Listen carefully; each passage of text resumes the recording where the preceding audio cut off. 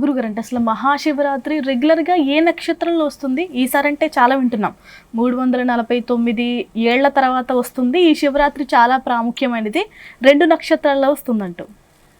ధనిష్టతో కూడుకున్నటువంటి మరొక నక్షత్రంతో ఈ శివరాత్రి వస్తూ ఉంది. అయితే ఈ శివరాత్రికి కూడా 8వ తేదా 9వ తేదా అనే సంశయం కూడా కొంతమందిలో ఉంది. అయితే మనకు 1675వ సంవత్సరంలో ఇదే శుక్రవారం రోజున మనకు శివరాత్రి రావడం జరిగింది. అయితే ఈ శివరాత్రిలో ముఖ్యంగా త్రయోదశి చతుర్దశి 2 తిథులు ఒకే రోజున రావడంతో మనకు తిథి ద్వయంతో కొంత ఇది కన్ఫ్యూజ్ అనేది జరుగుతూ ఉంది. అయితే ఆ రోజు నాడు ఇప్పుడు 8 మార్చి రోజున శుక్రవారం రోజున సాయంకాలం 9 గంటల దాకా త్రయోదశి ఉండి 9 గంటల తర్వాత చతుర్దశి ప్రారంభమవుతున్నది. ఈ చతుర్దశి ప్రారంభమైన తర్వాత లింగస్వరూపంతో ఆవిర్భవించినటువంటి స్వామి అర్ధరాత్రి ఆవిర్భవించాడు కాబట్టి ఆ తిథిని అర్ధరాత్రి తిథి ఉంది కాబట్టి ఆ రాత్రి 9 గంటల నుండి తెల్లవారి 9 గంటల దాకా కూడా మనకు ఈ చతుర్దశి తిథే ప్రాధాన్యంగా ఉంది కాబట్టి మనకు 8వ తారీఖు శుక్రవారం రోజున శివరాత్రి పండుగను జరుపుకోవడం శ్రేయస్కరం. గురుగారు అంటే ఇంట్లో అభిషేకం చేయొచ్చా? తప్పకుండా చేయొచ్చమ్మా. ఒకటి, అందుకే మనము పార్థివలింగాన్ని తయారు చేసుకొని, పార్థివలింగం అంటే మట్టితో, ఆ పార్థివలింగం కూడా ఎందుకంటే కలియుగంలో పార్థివలింగ పూజ చేయడం చాలా శ్రేయస్కరం. ముఖ్యంగా ఇప్పుడు ఈ తిథిద్వయంతో వస్తున్నటువంటి శివరాత్రి మనకు రాబోతున్నటువంటి క్రోధినామ సంవత్సరంలో కొంత అలజడి సంభవించే అవకాశం కూడా ఉంది. గురుగారు భయపడుతున్నారు. ఎందుకంటే క్రోధినామ సంవత్సరానికి రాజు మంగళవారం ఉగాది వస్తుంది కాబట్టి మంగళుడు లేదా అంగారకుడు లేదా కుజుడు రాజు, తర్వాత మంత్రి శని. మరి కుజుడు రాజు మంత్రి శని కాబట్టి 2 కూడా పాపగ్రహాలే కాబట్టి మరి అప్పుడు ఎటువంటి ఆటంకాలు లేకుండా శివరాత్రి రోజున ఎవరైతే పార్థివలింగాన్ని పూజిస్తారో వారికి ఒకవేళ గ్రహస్థితి అనుకూలంగా లేకున్నా కూడా శివుడు అప్పుడు కాపాడుతాడు అనేది ఒకటి. ఎందుకంటే ఈ పార్థివలింగం పూజ చేయడానికి కూడా కొన్ని నియమాలు ఉన్నాయి. పార్థివలింగం మొట్టమొదలు చక్కగా నదీ ప్రాంతంలో ఉన్నటువంటి చక్కని మట్టిని, జలములో ఉన్నటువంటి మట్టిని తీసుకొని మనము శుచిగా స్నానం చేసి ఓం నమః శివాయ అనుకుంటూ, తర్వాత భస్మరేఖలు కానివ్వండి కుంకుమ కానీ ధరించేసి ఆ యొక్క పంచాక్షరి మంత్రంతో శివలింగాన్ని తయారు చేయాలి. ఆ శివలింగం తయారు చేయడంలో కూడా చందనం కలుపుకోవచ్చు, కొంత భస్మాన్ని కూడా కలుపుకోవాలి. కలుపుకొని ఆ శివ పార్థివలింగాన్ని తయారు చేసుకొని దాన్ని ఒక వేదికను ఏర్పాటు చేసుకొని ఆ వేదిక పైన పార్థివలింగం కూడా అంగుష్ట మాత్రంలోనే ఉండాలి. అంటే ఇంటి యజమాని యొక్క బొటనవేలు హైట్ మించి ఉండకూడదు. అంత అంటే సుమారు 12 అంగుళాలు. ఆ 12 అంగుళాలతో బొటనవేలు సమానంతో ఉన్నటువంటి పార్థివలింగాన్ని తయారు చేసుకొని చక్కగా పంచామృతాలతోటి మారేడు బిల్వపత్రాలతోటి అభిషేకం చేసుకొని మనం ఇంట్లో కూడా శివార్చన చేసుకోవచ్చు. ఎందుకంటే ఆ రోజు మనం ఏ దేవాలయానికి వెళ్ళినా కూడా విపరీతమైనటువంటి భక్త జనాలు ఎక్కువగా ఉంటారు కాబట్టి మరి మనం ఇంట్లో స్వయంగా ఏకాగ్రతతో చక్కగా చేసుకొని శివరాత్రి చక్కగా ఇంట్లో కూడా చేసుకోవడానికి అవకాశం ఉంటుంది. గురుగారు అంటే ఆ రోజు నార్మల్గా మనం వేరే ఏ ఫెస్టివల్ చూసినా నైవేద్యానికి సంబంధించి మాట్లాడుకుంటూ ఉంటాం, వినాయక చవితికి ఉండాలని రకరకాలుగా. అవును. కానీ శివరాత్రి అంటే ఉపవాసం చేస్తారు కాబట్టి ఎక్కువ నైవేద్యం కూడా సమర్పించరు. అసలు ఎలాంటివి సమర్పించాలి పూజలో? ముఖ్యంగా ఆ రోజు మనకు ఉపవాస దీక్ష ఉంది కాబట్టి పాలు, జలము, తర్వాత కొంత అనారోగ్యంతో ఉన్నటువంటి వారు, చిన్న పిల్లలు, పండ్లు, ఫలాలు ఇటువంటివి తీసుకోవచ్చు. కందమూల ఫలాలు కూడా తీసుకోవచ్చు. అటువంటి వాటినే భగవంతునికి నైవేద్యంగా సమర్పించవచ్చు. కొబ్బరి ముక్కలు కావచ్చు, కందమూలాలు కావచ్చు, రకరకాలైనటువంటి పండ్లు స్వామికి వాటిని నివేదన చేసి వాటి ప్రసాదంగా తీసుకోవచ్చు.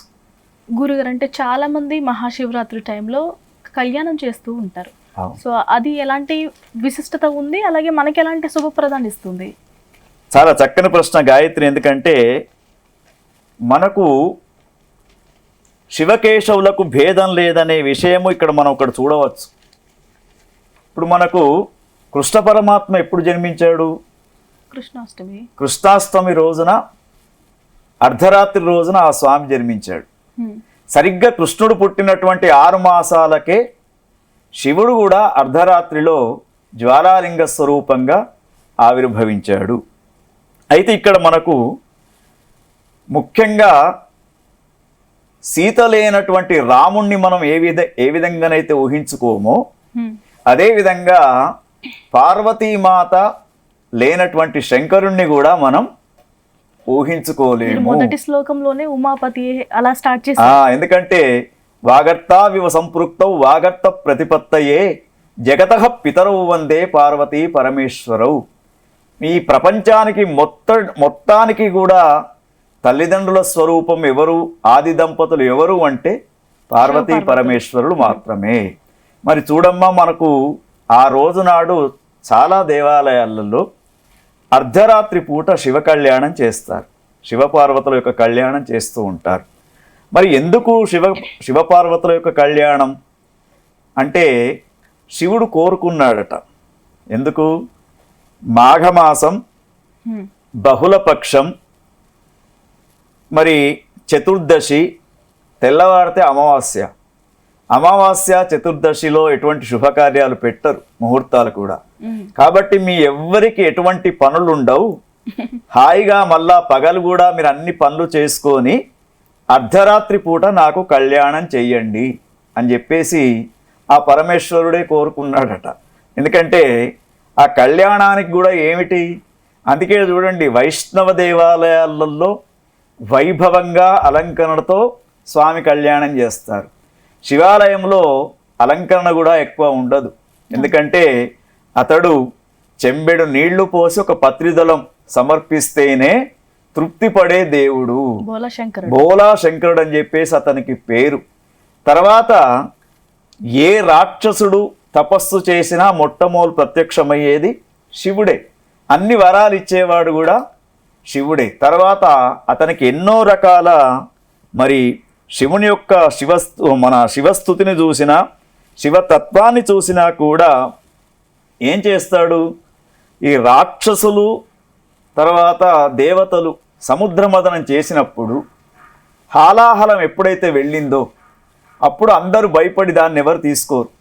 ఆ హాలాహలాన్ని తీసుకొని మరి దేవతలంతా కూడా శివుని దగ్గరికి వస్తారు. రాగానే తపోముద్రలో ఉన్నటువంటి శివుని పక్కకు అమ్మవారు కూర్చొనుంది.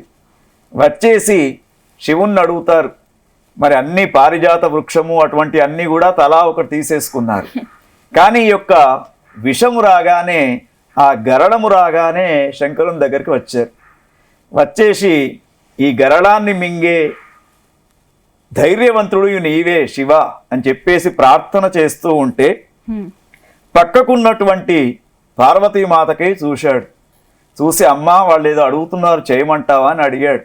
అందుకే అక్కడ చెప్తూ ఉంటాడు మనకు మహాకవి పోతన భాగవతంలో, మృంగెడివాడు విభుండును మృంగెడిదియు గరళమనియు మేలని ప్రజకున్ మృంగుమనే మంగళ సూత్రంబు నెంత మది నమ్మినదో. అక్కడ చెప్తూ ఉంటాడు. ఏమంటున్నాడు చూడండి, మృంగెడివాడు విభుండని. మరి ఎవరు మింగేది విషాన్ని? తన భర్త శివుడు మింగాలి. తర్వాత మృంగుమని చెప్పేసింది ఎవరు? పార్వతి. సర్వమంగళ అని ఆమెకు పేరు. మింగుమని చెప్పేసింది ఎందుకు? ప్రజలకు మేలని, ప్రజలందరికీ కూడా మేలు జరుగుతుందని చెప్పేసి మింగుమని చెప్పిందయ్యా సర్వమంగళ. మరి ఎందుకు చెప్పింది? కవి భావన ఏమిటంటే మంగళసూత్రాన్ని ఆమె గంత గట్టిగా నమ్మింది. అందుకే ఆ విషాన్ని మింగగానే గులాబ్ జామ్ లాగా, ఐస్ క్రీమ్ లాగా మింగేశాడు పాపం శివుడు. మింగగానే ఇక్కడికి రాగానే అందరూ ఆ యొక్క బ్రహ్మ విష్ణువులంతా కూడా ఆపండి ఆపండి శివుడా అన్నారు. అనగానే ఎందుకు ఆపమంటున్నారు అన్నాడు. స్వామి నీ యొక్క లోపలి భాగంలో 84 లక్షల జీవరాశులు ఉన్నాయి లోపల. ఈ విషగుళిక లోపలికి పోతే అంతా కూడా భస్మం అయిపోతూ ఉంటుంది శంకర. అందుకే నువ్వు ఆ యొక్క గరళాన్ని అక్కడనే ఆపు అనగానే ఈ గుండిగ మధ్య భాగంలో గరళాన్ని ఆపేసి గరళకంఠుడనే పేరు తీసుకొని రావడం జరిగింది. అందుకే శివుని యొక్క చరిత్ర చెప్తూ ఉన్న కొద్దీ, ముఖ్యంగా శివరాత్రి రోజున ఎవరైతే శివుని యొక్క చరిత్ర వింటూ ఉంటారో వాళ్లకు మరి శివ సాయుధ్య సిద్ధి కలుగుతూ వాళ్ళు అనుకున్నటువంటి కోరికలన్నీ కూడా సిద్ధిస్తాయని చెప్పేసి మనకు ఈ శివరాత్రి సందర్భంగా మనం చెప్పుకోవచ్చు.